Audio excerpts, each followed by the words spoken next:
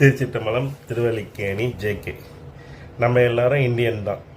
அதில் எனக்கு எந்த மாற்று கருத்தும் இல்லை. நான் இந்தியாவில் தமிழ்நாட்டில் இருக்க தமிழன், அதுலேயும் எனக்கு எந்த மாற்று கருத்தும் இல்லை. அப்போது அந்தந்த ஸ்டேட்டு அவங்கவுங்களுடைய தாய்மொழி முக்கியத்துவமாக இருக்குது. நம்ம தமிழ்நாடு மட்டும் என்னத்துக்கு திராவிட நாடாக இருக்குது? எதுக்கு நம்ம ஆந்திரா, கர்நாடகா, கேரளா, தமிழ்நாடு இதெல்லாம் சேர்த்து நம்ம திராவிட நாடுன்னு பண்ணுறோம்? வந்தாரை வாழ வைக்கும் நாடு. அவங்க எல்லா ஸ்டேட்லேயும் வந்து வாழலாம், தமிழ்நாட்டில் வாழலாம், எல்லாம் பண்ணலாம், பிஸ்னஸ் பண்ணலாம், எல்லாம் பண்ணலாம். அவங்களுக்கு எல்லா உரிமையும் கொடுக்க வேண்டிய அவசியம் என்ன இருக்குது?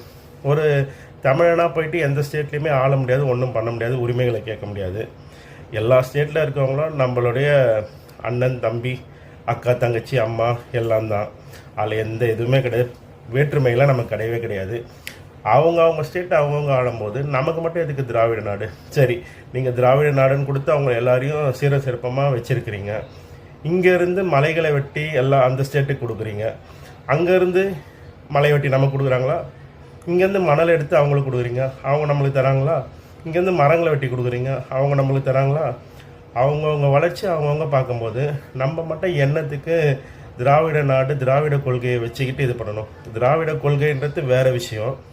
நீங்கள் இந்த மாதிரி விற்கிறதுக்கு மட்டும் நல்லா இருக்கா? அவங்க எந்த உரிமையும் விட்டு கொடுக்கறதுக்கு இல்லையே.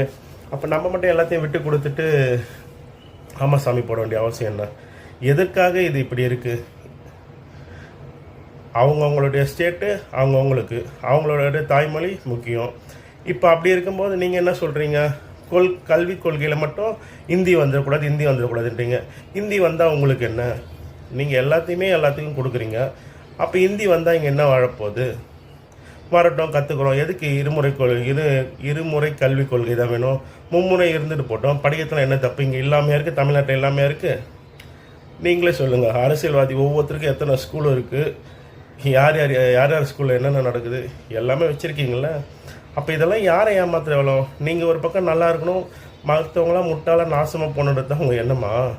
இது எல்லாத்தையும் மாற்றணும் மக்களே, எல்லாத்தையும் மாற்றி புரிஞ்சுக்கோங்க. இப்போது சொல்கிறேன், யாருக்கும் நாங்கள் விரோதமாலாம் பேசலை.